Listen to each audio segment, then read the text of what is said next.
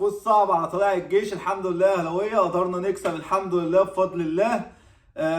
يعني مش عارف اقول لكم ايه. الحمد لله حرق الدم كالعاده ما بنعرفش نكسب بسهوله، مش عارف ليه الدوري يعني. ما علينا. فطبعا هي حاجه حلوه لينا. ليه؟ لان احنا بنزعل في الاول وبنفرح بعد كده كتير. غيرنا بيبقى فرحان اول 3 4 دقايق وبيزعل 3 4 سنين. فدي يعني حاجه بتغسل الواحد من جوه. الفوز دوت يعني مش عشان حد يشمت فينا ولا الكلام ده، لا. الفوز ده عند في الاهلاويه المتربصين المتصيدين للاخطاء، اللي هو الماتش لسه ما خلصش وهطلع اشتم اللعيب فلان والمدير الفني فلان والاداره ويا اولاد كذا ويا اولاد ويك ويا اولاد ويك.